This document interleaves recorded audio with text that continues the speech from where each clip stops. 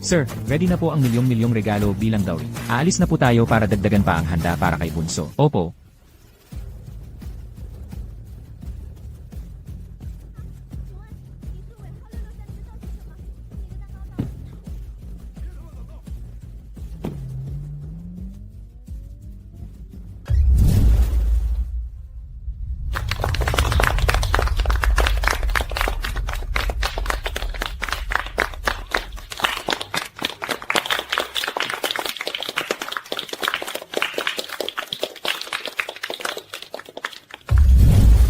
Kapag nalaman ito ng mga kuya, sigurado akong pagbabasbasan din nila ako. Simula ngayon, parte ka na ng Pamilya Cheng. Pagpasok mo sa bahay namin, dapat sundin mo ang mga patakaran dito. Igalang ang mga nakatatanda, makinig sa asawa mo. At syempre ang tiyan mo. Kailangan naman bigyan mo kami ng kahit 3 anak. Esan, ito pala ang pera para sa dowry mo. Ang bastos mo naman. Ni hindi mo nga ako tinawag na mama. Mukhang wala ka namang balak. Kunin ang dowry na to. Ako ang may pagkukulang. Mama, baguhin mo ang tawag mo. Dapat magsilbi ka ng tsaa. Ni itong simpleng alituntunin, hindi mo pa rin alam?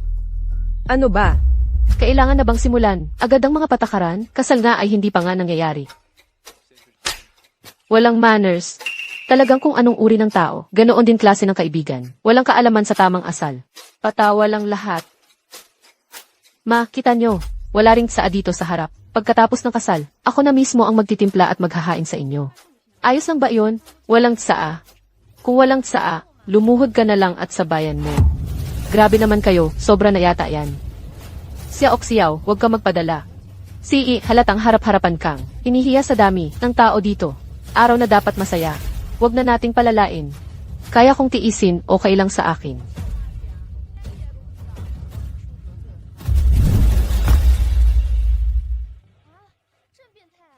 Mama. Ayan, ganyan dapat.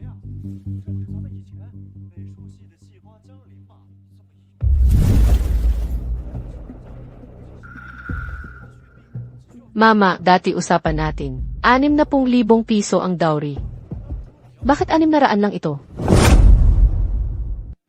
60,000 daw ang dowry. Pero 600 lang to. 600. 600 lang, ang liit naman nun. Baka naman po nagkamali kayo. 600 lang.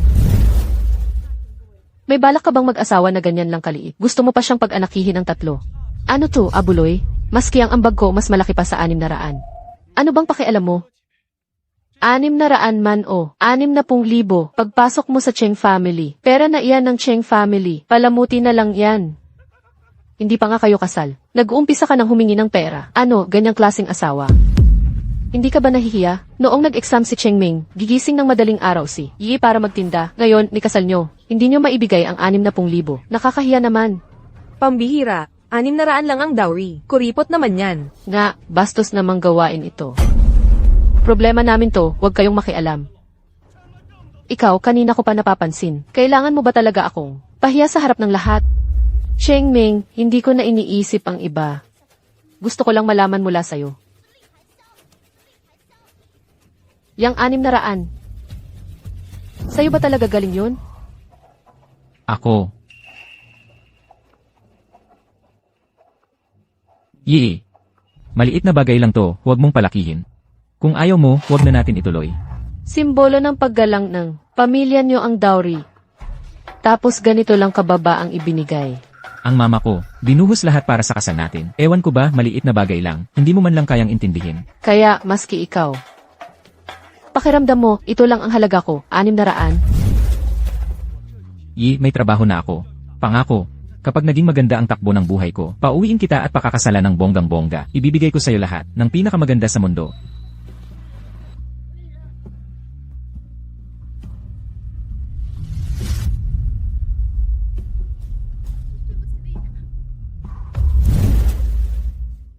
Si Cheng Mingga gusto kang pakasalan. Magpasalamat ka na. Hindi pa masaya. Yang 600, hindi na namin kailangan yan.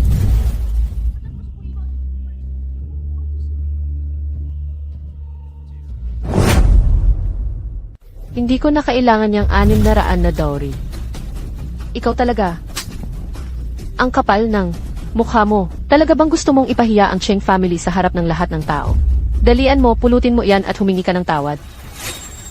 Anong kasalanan ko? Bakit ako mag-apologize? Ang Cheng family nyo, hindi ko kayang lampasan.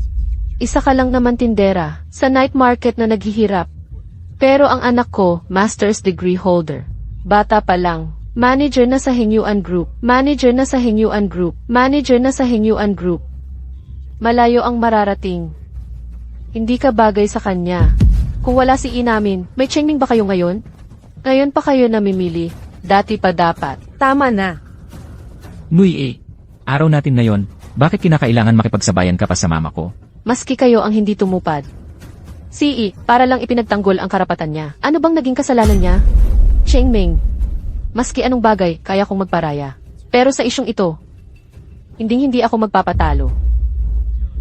At kung hindi ka magpapatalo, so ano ngayon? Ang anak ko, sobrang galing. Sa dami ng gustong magpakasal sa kanya. Hindi lang ikaw. Sige kung ganyan. Sige kung ganyan. Ayoko na magpakasal.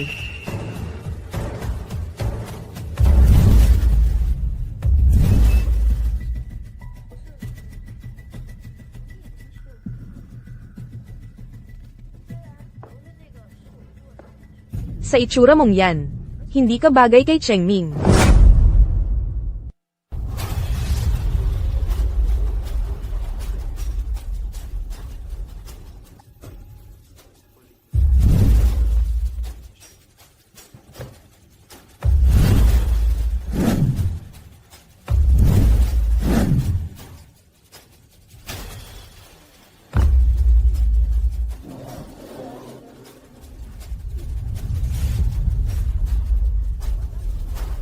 Mag-ulat ng pinakabagong balita mga kuya.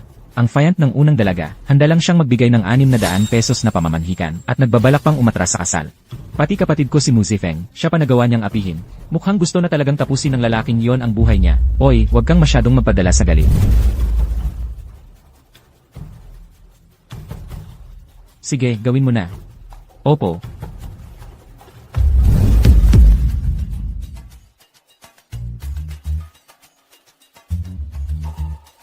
Katulad mo, isang mahirap na tindera sa night market, wala ka talagang karapat-dapat. Ikaw nga mismo.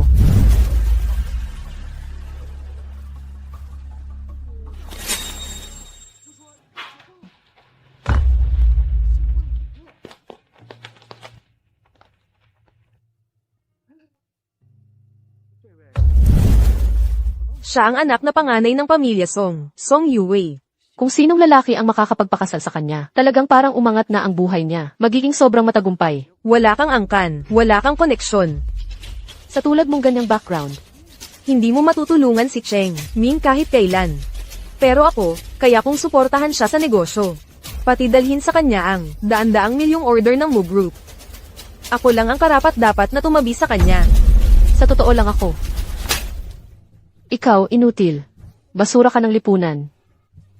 May lakas ng loob ka pang balikan ang kasal ng anak ko. Tingnan ko lang kung mailalakas pa ng loob na pakasalan ka sa hinaharap. Sino ba ang nagsabi na obligado siyang magpakasal?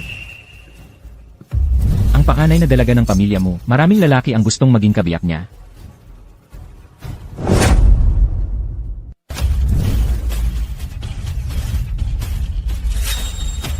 Bunso, Kuya, Yung Mu Group ba na iyon? Ay yung iniisip ko. Paano naging ganon ka, Chamba? Bunso, ganito ka-importanteng bagay, di mo pa kami sinabihan. Ano, hindi mo nababala, kilalanin kaming mga kuya mo. Kuya. Ba't kayo nandito? Sa laki ng okasyon ng kasal mo, syempre dapat kaming pumunta. Kuya. Nakababatang kuya. Si Mui harapan ng asawa niya, nakikipaglalambingan pa sa ibang lalaki. Talaga namang kakaiba ka.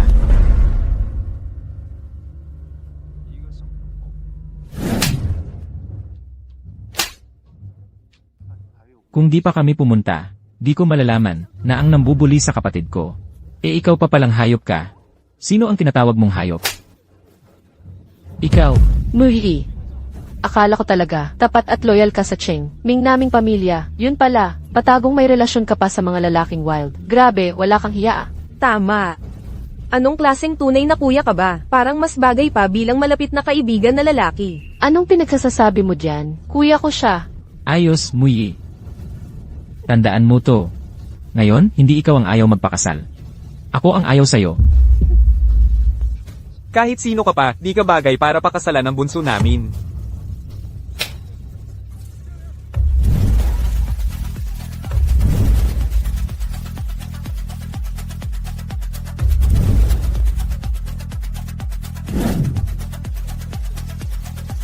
Prinsesa, pumili po kayo ng card.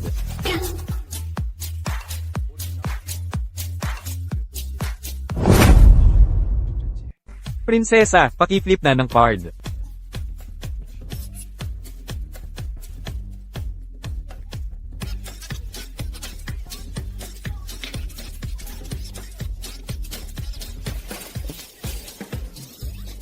Mas gwapo pa sa'yo ang 10 male model na yan.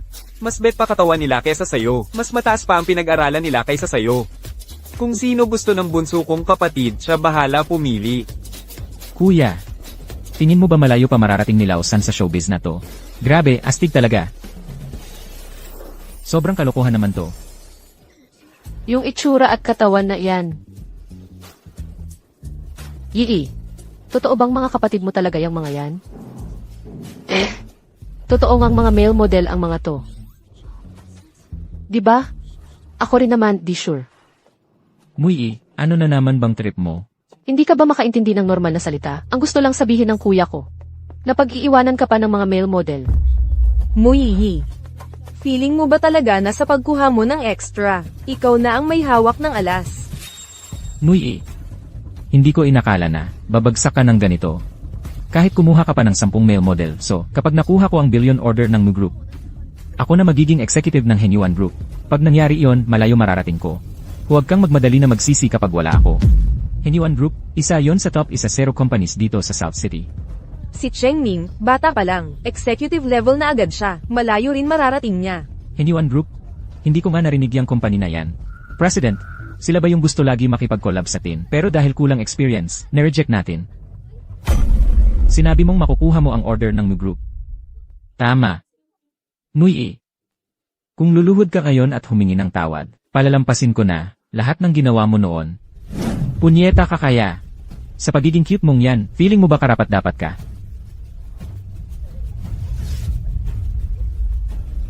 Ngayon na mismo, ika-cancel ko na ang billion order mo.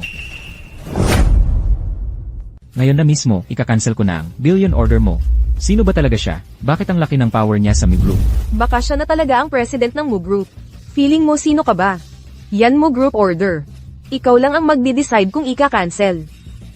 Umakting ka man, gawing mas kapanipaniwala. Ano pa, presidente daw ng Mu Group.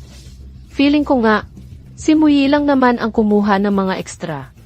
Ayos din pagkakaarte nila, ah. Huwag kayong palabang magpaloko sa kanila. Ang kuya ko, tahimik lang yan. Ayaw niya lang magpakita sa maraming tao, kaya hindi niyo siya kilala. Pero ako, sa dami ng taon ko sa showbiz, sigurado naman kilala niyo ako, di ba? Siya. Di ba siya rin ang nanalo ng Golden Eagle Award? Bilang Best Director, si Mu Zion yun, di ba? So, totoo talagang mga Mu family sila? Muyi, in fairness, nag-research ka naman talaga. Kasi, tong mga artista mo, medyo kahawig ha. Pero sorry, since bata pa ako, kasama ko nang lumaki si Young Master Mu. Hindi talaga sila Mu family, promise. Ano bang ingay mo diyan? Sa bahay namin, nibantay ng gate, hindi ka qualified. Feeling mo, kasing laki mong privilege. Sino ka ba para makilakihan sa min? Ikaw, Wiwi. Totoo nga ba yung sinasabi nila? kung ayaw ninyong maniwala, tatawagan ko na lang agad si Papa. Tingnan natin kung sino ang nagsasabi ng totoo. Hello, Papa. May anak daw kayong babae sa Mu family. Totoo ba yun? Anong anak na babae? Never ko pa nakita yan. Ayan, narinig nyo naman na mismo. Walang anak na babae ang Mu family. Nasaan ka? Pupunta na ako dyan. Ayan, narinig nyo rin ha, paparating na si Papa. So, fake nga lang talaga sila? Sino ba tatay mo? Ang tatay ko, mataas ang posisyon sa Mu Group. Right hand man siya ni boss. Mu, sisong tao. Huwag ka masyado magmalaki, dahil kung pati si boss mo galit sa'yo. Kita mo, pati tatay mo, tanggal sa Mu Group. Mga peke. Lakas nyo mang loko. CJ, kahit di kayo maniwala sa amin, ang yaman naman di mapipeke. Pakitaan nyo sila. Para sa kasal ng Miss, nagpadala si President ng dowry na may halaga ng bilyon. Si third young master ng Mu family, nagbigay kayo Miss ng worldwide unlimited limit na black card. Ang transfer certificate ng shares ng Mu Group. 10 top tier sports car, limited edition sa buong mundo. 10 mansion na pangmamayaman. 1 pair ng emerald bracelet, rare pa. At marami pang iba't ibang alahas at jewelry. Grabe, galante talaga ng Mu family. Pinagsama-sama, puro mamahalin. Lagpas bilyon na halaga niyan. Oh, paano na? Ang pera, hindi mapipeke. Kompletong acting, props din dala pa. Grabe dedication nyo. Kompleto rekado. May black card, dapat pang world, totoo ba? Limited edition sports car, Grabe. Sanay kasi sa palengke, puro props lang. Mga susi ng kotse.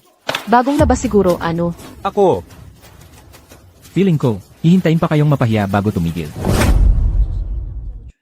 Ngayon din, kanselahin nyo na ang billion order ng Mu Group sa Henyuan Group. Nakakatawa ka talaga. Ang billion order na yan, si Director Song mismo. Pumirma, sino ka para mag-decide ng cancellation? Ako ang president ng Mu Group. Ano karapatan mo? Ngayon, official, kanselado na lahat ng partnership ng Henyuan Group at Mu Group. Kunwari ka pa. Sasabihin ko lang ha. Kahit tatay ko, kailangan magpa-schedule kay boss mo. Ikaw pa kaya, akala mo may number siya ni boss mo. Si Muyi, magkano binayad sa inyo nito? At ganyan kayo kapursigido umarte para sa kanya? Ako, Huwag kang mainip, malalaman mo rin. sigurado ako. Pag nalaman ni tunay na president ng Mu Group, isa-isa makikita niyong lahat, mawawalan talaga kayo ng mukha.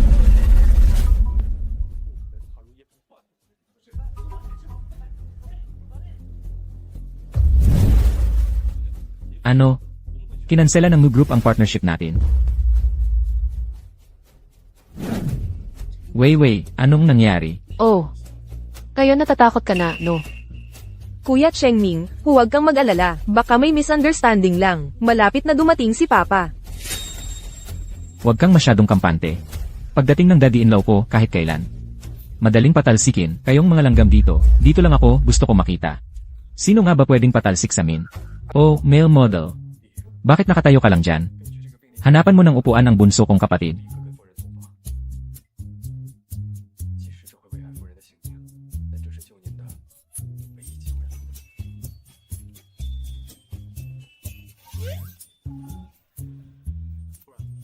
Sige, lahat aalis na.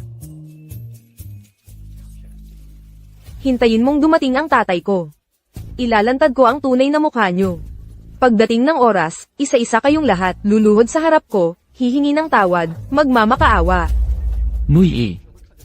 Dahil sa tagal na, nating magkakilala, ngayon, lumuhod ka na at humingi ng tawad sa akin.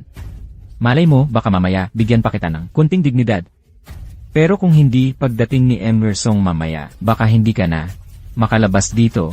Yisa din, sino kaya ang luluhod at hihingi ng tawad? Hintayin natin at tingnan natin. gusto kong makita kung sino ang lalakas ng loob na paluhurin ang anak ko para mag-apologize. Tingnan ko lang kung sino ang maglalakas loob na paluhurin ang anak ko para humingi ng tawad. Tay, nagpanggap ang mga to na sila ang ikatlong anak ng mo. Binyuli pa nila ang anak ninyo. Anak, huwag kang mag-alala. Nandito si Papa para ipagtanggol ka. Tingnan mo mamaya kung paano ko sila pauusapan. Emerson, sobrang kapal ng mukha ng mga to. Nagpanggap pa na si Enmu. Dapat talagang turuan nyo ng leksyon ang mga to. Song tao, idilat mo ng maigi ang mga mata mo at tignan mong mabuti kung sino siya. Mo. Mr. Mo. Bakit kayo nandito? Bakit hindi ako pwedeng nandito? Song tao, ang yabang mo talaga. Sila. Hindi ba umaarte lang sila? Bakit naging ganito? Ikaw na talaga ang salot. Pati si Mr. Mo, nagawa mo pang galitin. Baka gustong-gusto mong wasakin ang pamilya natin. Tay, bakit mo ako sinampal? Mr. Mo. Wala pong kamalay-malay ang anak ko kung napakabastos siya. Patawarin niyo po siya. Pag-uwi namin, sa bahay, siguradong, pagsasabihan ko siya ng maayos. Pakiusap po, huwag niyo na pong palakihin. Hindi ako ang dapat mong pakiusapan. Ang anak mo. Sinira niya ang kasal ng kapatid ko. Inagaw pa ang lalaki niya. Akala mo ba? Ganoon na lang kadali yun? Ha? Miss, nagso-sorry ako para sa anak ko. Halika na, lumapit ka, lumuhad ka, mag-sorry ka. Kuya. Ayoko na silang makita. Ipagbigay alam mo, simula ngayon, si Song Tao ay tanggal na sa Mi Group. Si Song Tao at si Song Yue, hindi na pwedeng bumalik sa Nancheng kailanman. Opo, Hindi. Miss Mu. Nagkamali ako, Miss Mu. Mr. Mu. Miss Mu.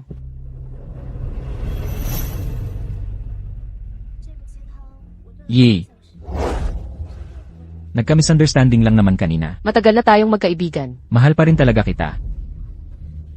Nai, pamilya pa rin naman tayo, di ba? Kailan pa ninyo ako itinuring na pamilya? Yi, huwag mong paniwalaan ang mga iyan. Pera mo lang ang habol nila. Yi. Dahil sa matagal na nating pinagsamahan, bigyan mo pa ako ng isa pang pagkakataon. Pangako, babawi talaga ako sa'yo. Huwag mong hawakan. Sinasabi ko na nga, huwag mong hawakan. Hindi mo ba? Narinig? Bakit ka pa? Nakikiusap pa sa kapatid ko. Tama na. Yi. Ibig sabihin, may halaga pa rin ako sa puso mo. Wala kang kwenta. Hindi ka karapat-dapat madumihan ang kamay ng kuya ko. Sheng Ming. Tapos na ang engagement natin simula ngayon. Simula ngayong araw. Wala na tayong kahit anong ugnayan.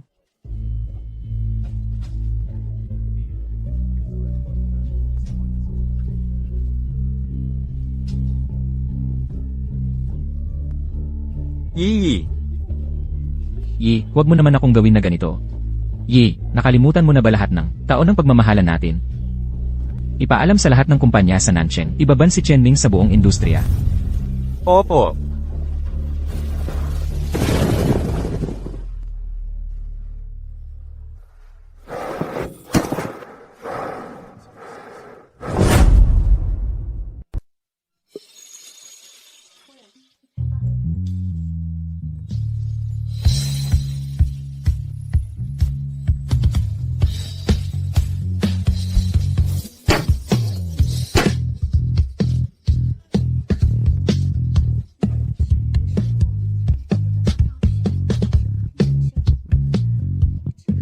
Maligayang pagbalik sa bahay, bunso.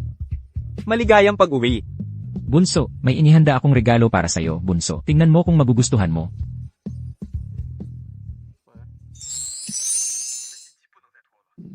Gusto ko. Meron din ako. Meron din ako, meron. Unahin mo munang tignan yung akin. Halika, tignan mo. Salamat mga kuya. Kami ang mga kuya mo. Wala namang dapat ikahiya. Nga. Bunso, ano bang plano mo ngayon? Bakit hindi ka nalang pumasok sa showbiz? Gawin kitang leading lady ko. Siguradong magiging superstar ka. Ay nako, tumigil ka nga dyan. Sobrang gulo ng showbiz. Hindi mo ba alam, yan sa puso mo. Ganito na lang, mag-aral ka ng boxing kasama ko para makumo lahat ng mga fuckboy. Okay ba yon? Ano bang maganda sa babae na puro suntukan at laban? Bunso, mag-aral ka na lang ng management kasama ko. Pagdating ng panahon, ikaw na bahala sa Mi Group. Oh, heto, makinig ka sa akin. Kailangan mong sumama sa akin. Mag-aral ka ng boxing. Alam mo ba yan? Makinig ka sa akin, maging superstar ka na lang. Mag-aral ka ng boxing. Maging superstar ka. Sumama ka sa akin sa boxing. Alam mo ba yon? Oh, maging artista ko na lang. Bunso, mas okay kung pumasok ka sa kumpanya. Oh, maging artista ko na lang. Wag mag-boxing ka dapat. Sinasabi ko sa'yo. Kung hindi ka magiging superstar, Mag-aral ka talaga ng boxing. makinig ka sa kuya, makinig ka sa akin. Bunso, kanino ka pipili? Tigilan niyo na ako, mga kuya. Sa totoo lang, may nahanap na akong trabaho. Bukas na ako magsisimulang pumasok. Ha? Ano? Tingnan niyo. Ha?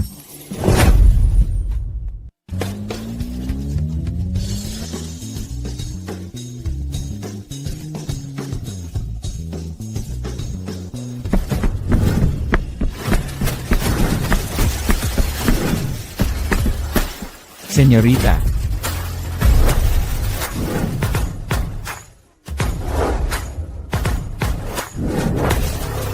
Bunso, bunso.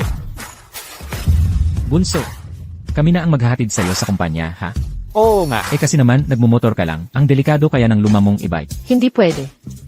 Paano na lang pag nalaman ng mga kaopisina ko na ako ay may group heres? Makakapagtrabaho pa ba ako ng maayos? Eh di, pumasok ka na lang agad sa Group. May pinakamagarbong opisina. Akong inihanda para sa'yo. Kuya, alam ko namang worried ka sa akin, pero gusto ko talagang mag-umpisa bilang intern para masubukan ang sarili ko.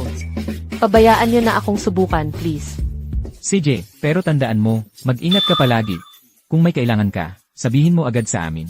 Alam ko naman, kayo pa rin ang pinakamabait kong mga kuya. Aalis na ako, ha, papasok na ako. Bye-bye. Oh, tandaan mo, huwag mong ipapakita ang totoong pagkatao mo. Mag-ingat ka. Oh, Ingat. Kuya, sa tingin mo ba totoong wala na tayong gagawin para sa kanya? Nga, kung may umapisa, kanyang mga kaopisina, paano yan? Agad nating bibilhin ang Maizu Group, ipaabot sa lahat. Ang hires ng Mew, ngayong araw papasok na sa planning department. Siguraduhin niyong maayos siyang tratuhin. Eh ano? Binili ng Mo Group ang kumpanya natin, pati heiress ng Mo Group dito mag-i-intern. Sige, naiintindihan ko. Mga kasama, mag-i-intern sa atin, ang heiress ng Mo Group. Galing mismo sa taas ang utos, na siguraduhin nating maayos ang pag-aalaga sa kanya. I-pause muna lahat ng ginagawa nyo, sabay tayong bumaba para salubungin ng Mo Group heiress.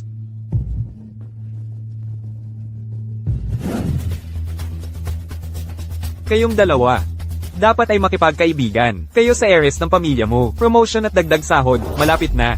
opo. Guam. Ling A 989 NB.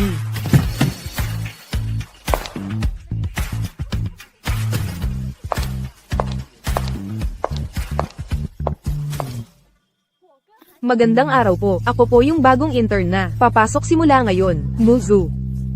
Hello, miss. Hello, miss. Grabe naman, baka naman. Unang araw pa lang ng trabaho, nahuli na ako agad. Mga kuya ko talaga, kite.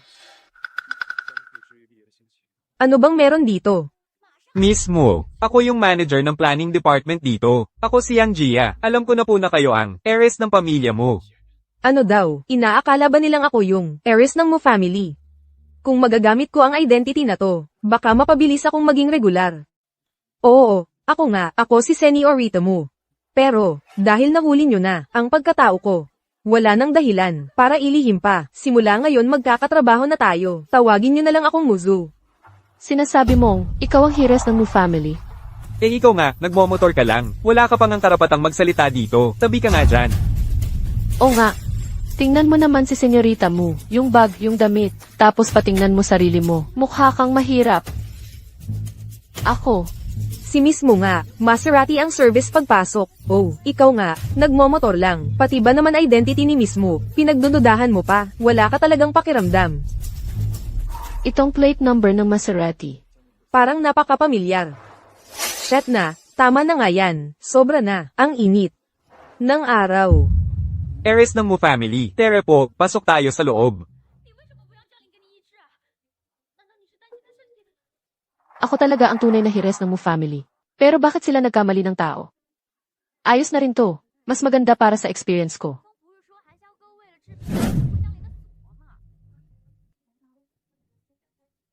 Nasaan ang desk ko sa opisina? Dyan banda. Dyan banda. Ito ang pinakamahusay na pwesto sa buong opisina natin. Mainit tuwing taglamig, malamig tuwing tag-init, napakalihim pa. Pinakabagay para mag-relax habang nagtatrabaho. Hihihi. Mismo, maupo po kayo. Wang yun, tama ba? Maganda ang performance mo. Eh, saan naman ang upuan ko? Nandoon ang upuan mo. Eh, saan naman ang upuan ko? Nandoon ang upuan mo. Miss Mew.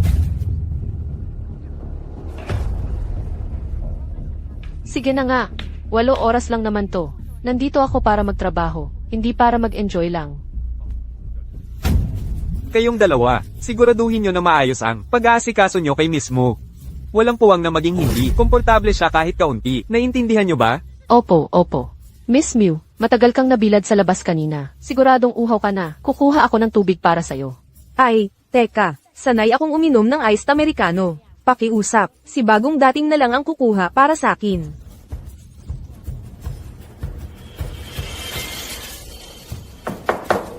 Miss Mew, ikaw daw ang kukuha ng kape para sa kanya. Ako? Bakit naman ako? Pag inutusan ka, sundin mo na lang. Ang dami mo pang tanong. Miss Mo, excuse muna ako. Miss Mew. Ang kape mo.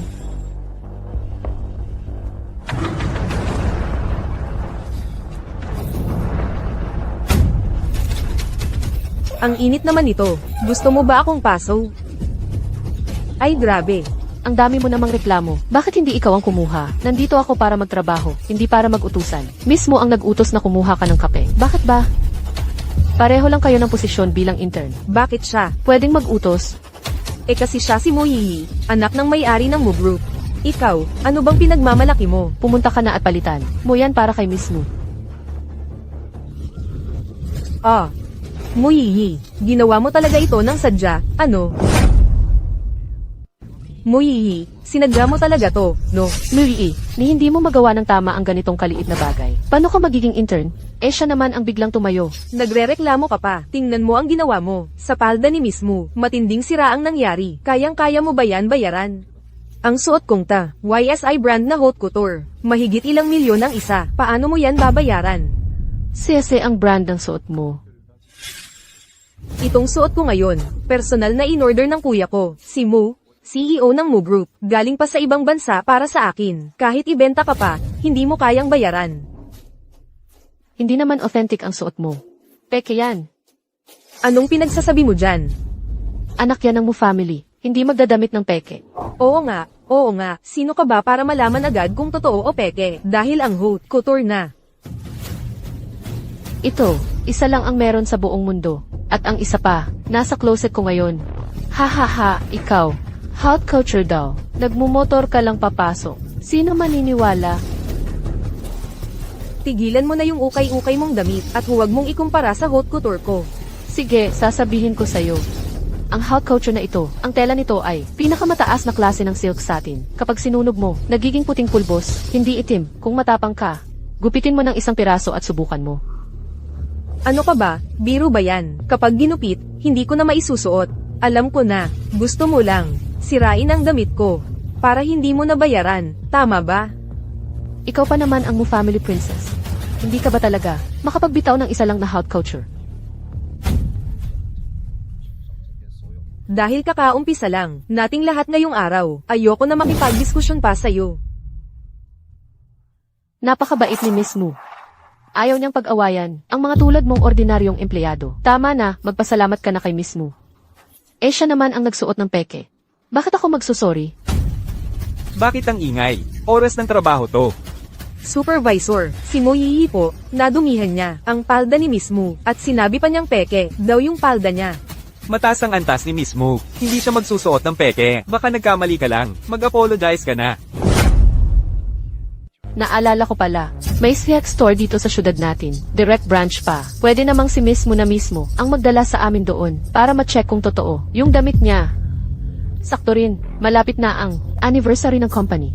Nag-aalala pa naman ako kung anong isusuot na gown. Kung makakahiram sana ako ng isi-yes na gown, ang saya sana.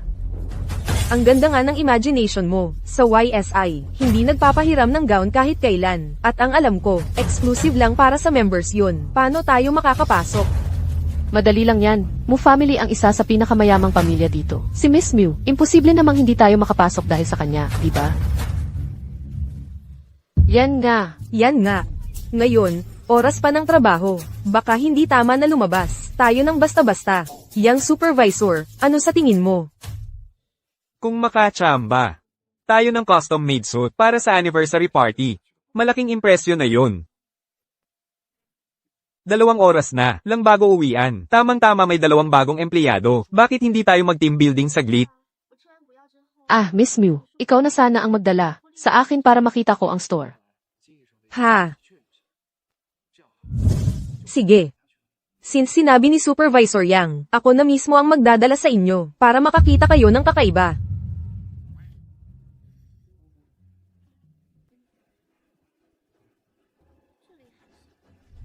Gusto ko talagang makita kung sino talaga si Moksui. Nagpanggap pa sa identity ko.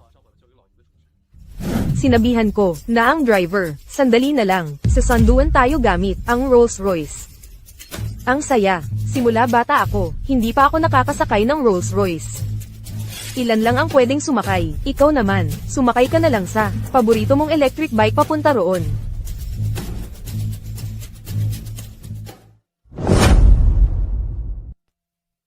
Limitado ang espasyo. Bakit hindi mo na lang gamitin yung stretch na sasakyan? Di ba ayos na yun? 10 mahigit na tao ka siya dun. Miss Mew, yung stretch. Rolls Royce ba? Parang sa mga palabas. Pwede talagang uminom at magparty sa loob. Oo nga mismo, total magda-drive din naman tayo paalis. Bakit hindi mo na lang ipakita sa amin, para ma-experience namin? Tatay ko, simpleng driver lang yan. Hindi porket driver siya, agad-agad pwedeng gamitin yun. Ah, yan ba? May konting sira, kaya pinaayos muna. Di ba kaninang umaga? Nasa garahe pa yun. Paano mo alam yung detalye na yan? Haha, ako.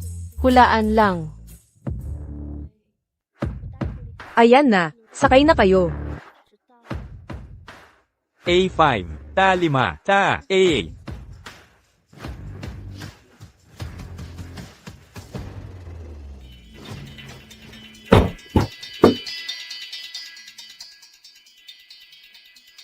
Muzo. Driver ka lang ng pamilya mo. Mag-ingat ka sa kilos mo. Bakit parang feeling ko, yung driver kanina, parang siya yung sa bahay namin. Hay, bahala na nga, punta na lang ako mag-isa. Bunso, saan ka pupunta? Ihahatid kita. Kuya, Di ba sinabi ko na sa'yo, huwag kayong pumunta sa kumpanya para hanapin ako. Iniisip ko lang naman, unang araw mo sa trabaho, isasama sana kita para mag-celebrate. Andun na si second kuya at si third kuya. Sakay na, bilis na.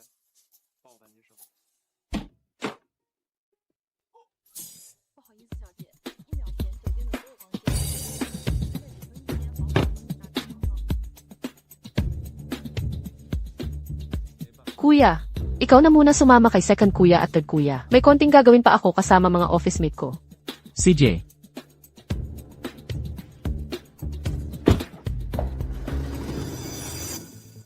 Mui, di ba usually nagmumotor ka lang?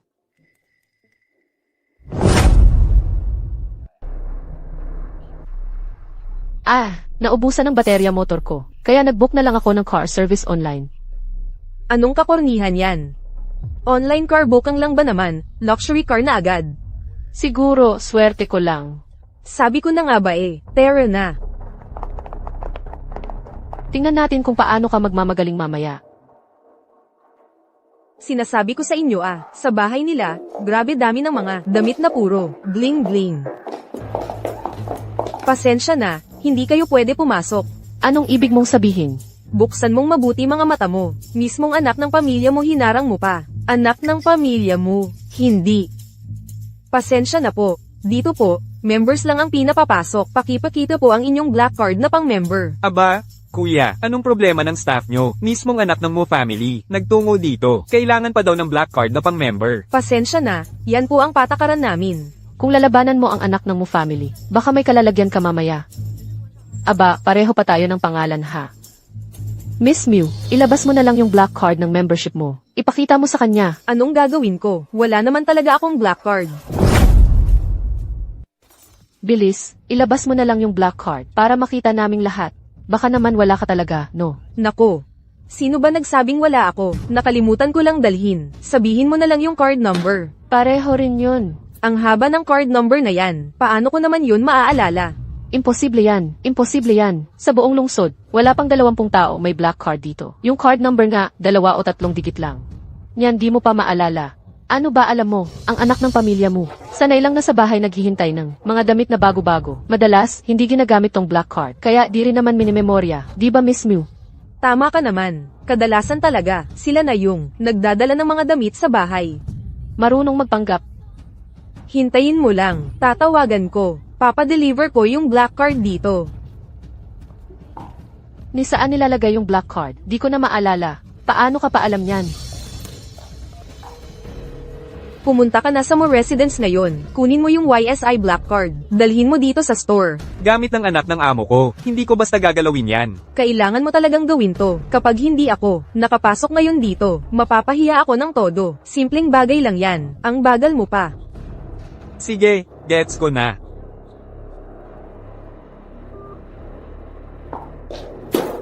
Pasensya na ha. Yung driver namin. On the way na. Dadalhin na niya yung card.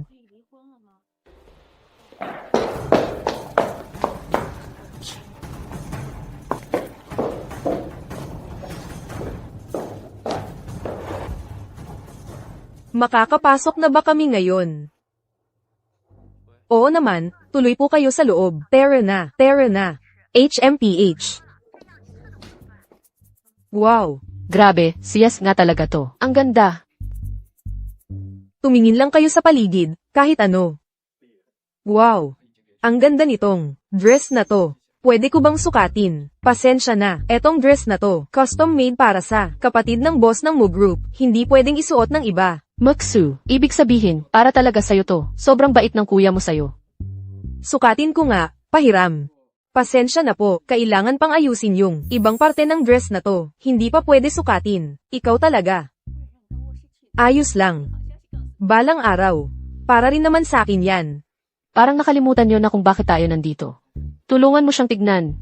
Yung dress, original ba yan o imitation lang? Kailangan pa bang itanong yan? Original yan syempre. Anak ng kilalang pamilya mo.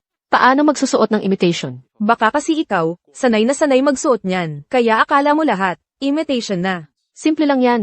Staff na lang mag-check kung imitation o hindi.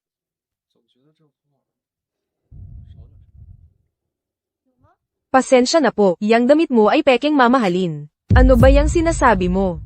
Sigurado ka bang hindi ka nagkamali? Paano naman magiging peke yan? Oh, mismo. Paano ka naman magsusuot ng fake na damit? Sa totoo lang, sa tindahan namin, 5 taon na akong nagtatrabaho dito. Hindi ako posibleng magkamali. Yang damit mo kasi, una sa lahat, mali yung tela, pati yung tahi, sobrang bastos. Kitang-kita ko na agad.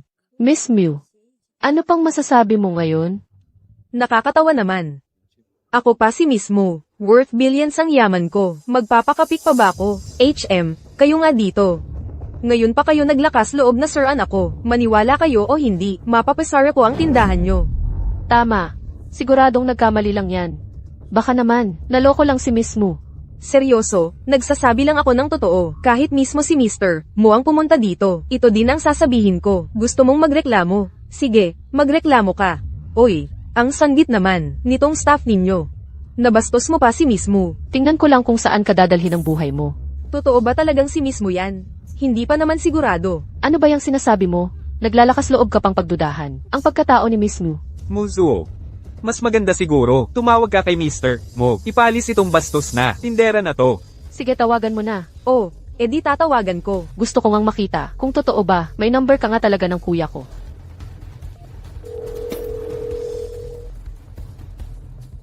Walang sumasagot. Ang kuya ko sobrang busy. Wala nang oras sa ganitong maliliit na bagay. Ano bang gulo ito at ang ingay?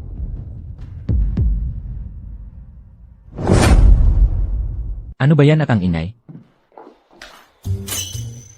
Ikaw ba, oy? Hindi ba yan si kuya ni Moksuy? Si MMU. Anong kalokohan na naman yung ginagawa ng bunso?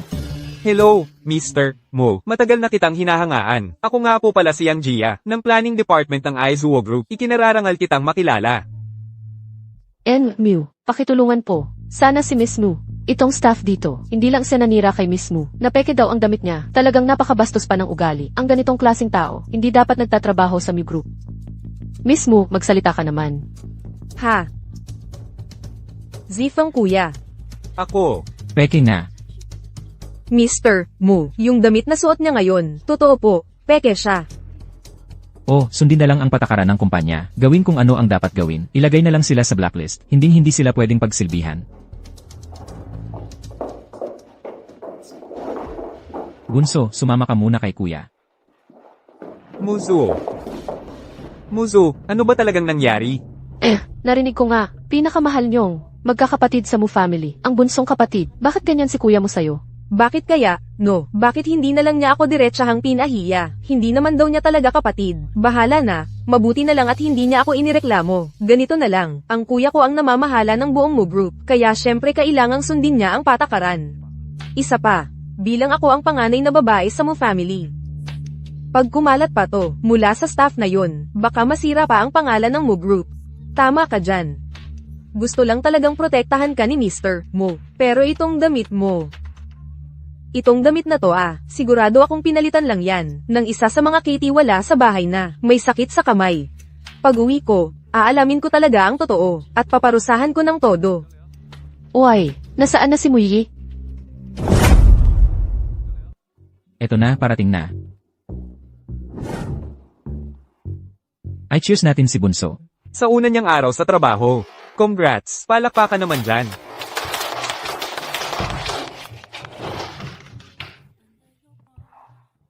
Kuya, pangalawang kuya at pangatlong kuya, di ba usapan natin? Itatago ko dapat ang totoong pagkatao ko. Pag ginagawa niyo to, malalaman ng mga kaopisina ko. Paano na? Bunso, mag-relax ka lang. Itong private room na to, napakaganda ng soundproofing. Si kuya nga muntik na. Mabuking kanina. Bunso, ikaw nga dapat ang tinatanong ko. Ano na namang drama to? Bakit, bawal malaman ang totoong pagkatao mo? Kasi nga, tungkol sa kasama ko.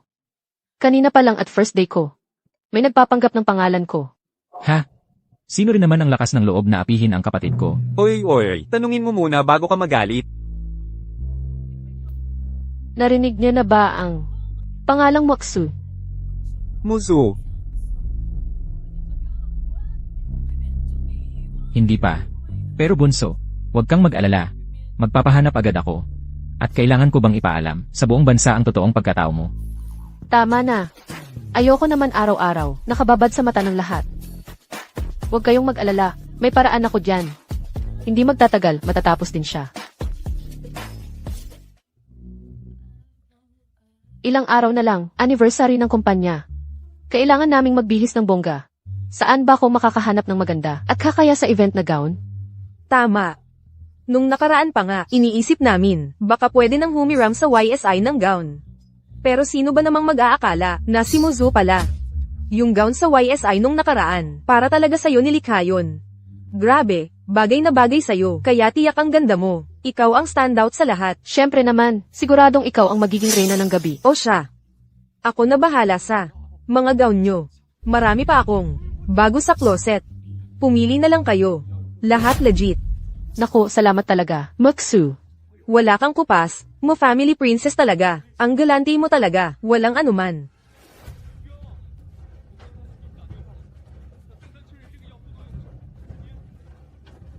Tignan natin ngayon kung paano mo na naman nanakawin ang damit ko.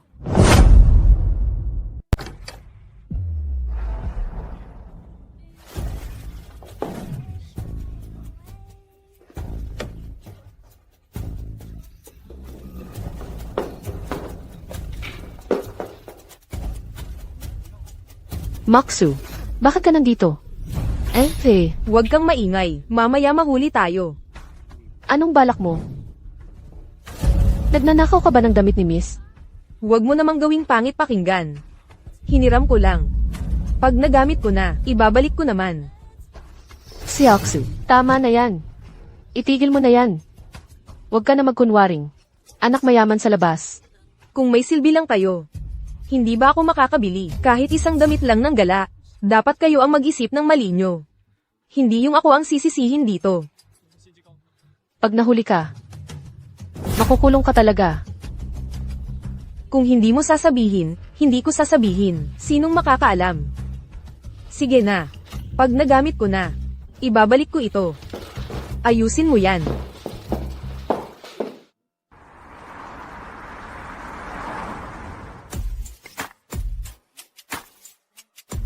Maksu, talagang ikaw na. Kung hindi dahil sa'yo, hindi ko maisusuot itong gandang damit. Oo nga. Sa buong buhay ko, hindi pa ako nakapagsuot ng ganito kagandang gown. Siya nga pala, Muksu. Bakit hindi mo suot yung ipinasadyang gown ni Muzong para sa'yo? Yung isa. Pakiramdam ko masyadong pansinin yun. Gusto ko lang maging simple ngayon. Oo nga pala, may chismis daw na. Sa anniversary ng kumpanya ngayon, ia-announce na nabili na tayo ng Mu Group. At saka, mag-aanunsyo daw si Muzong tungkol sa tunay na pagkakakilanlan ng anak nila. Ano raw? Mokzu, anong nangyari sa'yo? Ia-announce na ni Muzong ang pagkatao mo. Dapat masaya ka dyan. Masaya. Ako, nagulat lang. Talaga ako. Hindi ba yon si Moyiyi? Bakit suot niya yung ipinasadyang gown? Para sa'yo ni Muzong.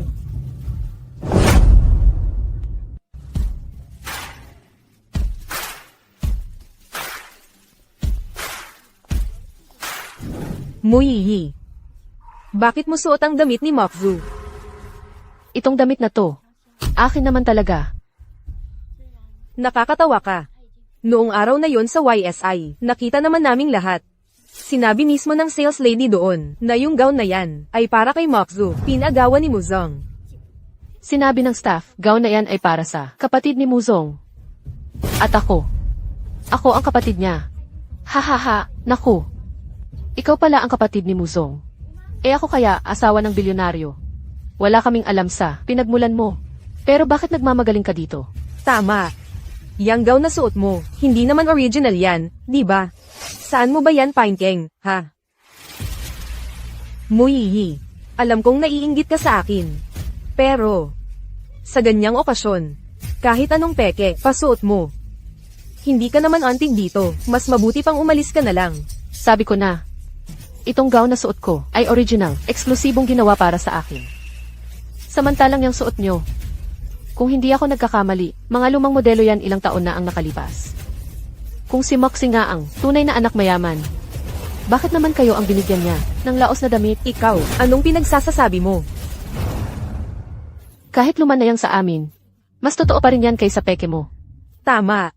Tingnan natin kapag nahuli ka. Tingnan natin kung kanino nakakahiya. Hayaan mong kami ang mag-alala dyan.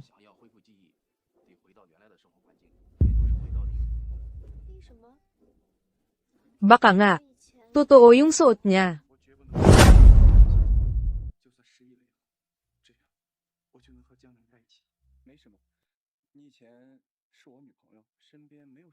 Yung narinig ni Wang yun. Totoo nga kaya. Paano pag mamaya, talagang in-announce ng Mu Group kung sino ang tunay nilang anak? Nakakahiya ako. Hindi pwede, dapat may magawa ako.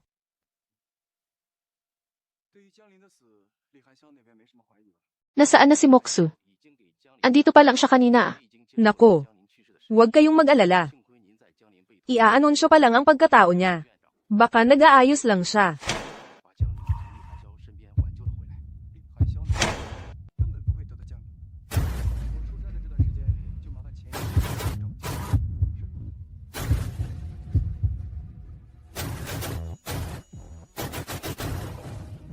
Lahat kayo. May dalawang importanteng bagay na dapat i-anunsyo ngayon. Una, Ang Meizu Group ay official nang binili ng Mi Group lahat ng shares ng Meizu Group. Ilipat sa pangalan ng anak ng Mu Group. ibig sabihin, si Moxo na ulit ang chairman ng Aizuo. Buti na lang, hindi ko siya ginulo noon. Dumikit na tayo kay Moksu. May pag-asang ma-promote at magka-salary increase tayo. Pangalawa, ang kapatid kong si Mu Zifeng, ang anak mayaman ng Mu Group, sa wakas ay natagpuan na. Siya ay walang iba kundi. Uy, kapatid. Bakit ka nakasuot ng maskara? Kuya, Gusto ko lang maging simple. Ayokong malaman ng lahat ang tunay kong itsura. Tingnan nyo. hindi ba si Moksu yan? Pero, bakit siya may maskara? Kasi, hindi naman talaga siya ang tunay na anak mayaman ng Mi Group. Kasi, hindi naman talaga siya ang anak ng Mi Group. Hindi si Mokzu ang tunay na anak ng Mu Group. Ibig mong sabihin ikaw. Tama. Ako ang tunay na anak ng Mi Group. Pasensya na, Muzong. Yung intern kasi namin, hindi pa niya alam mga ganyan. Ipalalabas ko na lang siya ngayon din, kayong dalawa. Ano pang hinihintay nyo? Ilabas nyo na siya. Bilis. Ikaw. Moksu, kung ikaw talaga ang anak ng Mi Group, kaya mo bang tanggalin yung maskara mo para makita ng lahat kung sino ka talaga?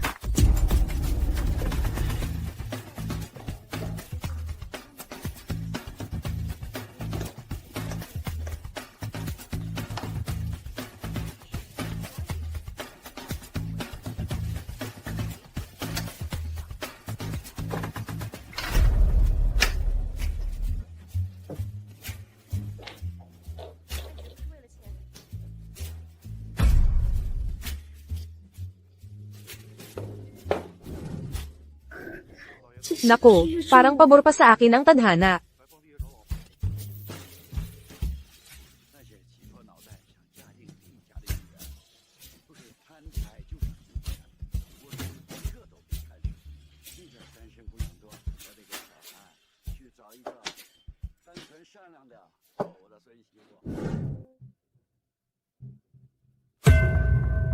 Ah, Paano naman posible yun? Hindi ba siya talaga ang panganay na anak ng pamilya mo? Kita nga natin kanina, bumaba siya mula sa Rolls-Royce ng pamilya mo. siguradong nagseselos lang si Moyiyi sa kanya. Kaya siya binabagsak at sinisiraan. Moyiyi, sinasabihan kita, tumigil ka na sa pagpapakalat ng mga kasinungalingan dito. Ang totoo ay totoo. Hindi mo maitatago ang peke bilang totoo. Muzong, ikaw na magsalita. Sino ba talaga ang kapatid mo? Siyempre, ang kapatid ko ay... Si Moyiyi. Tapos na. Ito. Paano nangyari yun? Tapos na. Impossible. Paano naman yung mga Rolls-Royce at yung mga Black Card? Ano ng kwento doon? Kaya dapat itanong mo mismo. Kay mismo na ito, paano niya nagawang gamitin ang kotse namin? At paano niya nakuha ang mga damit ko? Maksu. Sabi mo hindi ka nagnakaw. Mga kaibigan, pakitingnan po ang malaking screen. Hindi. Huwag kayong maniwala, yung video ay edit lang. Palsipikado yan. Sabi mo peke yan. Pero bakit suot niyo pa rin? Ang mga damit na custom-made ng mga sikat na brand para sa panganay na anak ng pamilya mo. Tama. Yung mga suot namin ay peke lang, hindi tunay na branded. Sige, hawakan mo. Ang mga damit na galing sa ganitong brand. Para makaiwas sa mga peke. May unique na code na, tinatahi sa loob ng damit. Maksu. Pag nanakaw pa rin yon kahit anong paliwanag mo, ano pa bang idadahilan mo?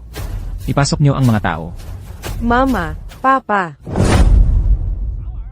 Papa. Mama. Pinagbawalan ka na, magpakasasa sa kayamanan, pero hindi ka nakinig. O ayan, ano na ngayon? Nasiyahan ka ba sa ginawa mo? Xiaoxu. Anak, wala ka ng ibang masasabi pa. Aminin mo na lang. Tao po. Dalhin si Muksui sa presinto ng pulisya at kasuhan ng iligal na panloloob at pagnanakaw. Ang kontrata ni na Muksui at ng mga magulang niya ay kanselado. Kailanman, hindi tatanggapin ng Mu Corporation. Maksu. Alam mo bang, bawat damit na ninakaw mo, ay lampas 1 milyon ang halaga? Ikaw, ilang taon sa kulungan sa palagay mo ang dapat mong harapin? Miss Mu. Sorry po, nagkamali ako. Hindi ko na po dapat ginamit ang pangalan ninyo. Patawarin niyo po ako. Minsan lang po ito. Patawarin niyo po ako. Please, Miss Mu. Ang iyo ay iyo. Ang hindi sa iyo. Huwag mo nang pilitin. Miss Mu. Hindi ko na uulitin. Pakiusap, patawarin niyo po ako. Miss Mu. Hindi ko na talaga uulitin. Miss Mu, maawa po kayo. Sir, Miss Mew. Wala po kaming alam kahit ano. Oo. Miss Mu. Lahat ito dahil kay Muzu. Si Muzu ang nanlinlang sa amin. Wala talaga kaming alam. Oo, pakiusap. Patawarin niyo na kami ngayong pagkakataon lang. Simula ngayon, terminated na kayo sa Mu Corporation. At mula ngayon, hindi na rin kayo matatanggap ulit ng Mu Corporation. Miss Mu. Miss Mu. Hindi na po kami ulit, Miss Mu.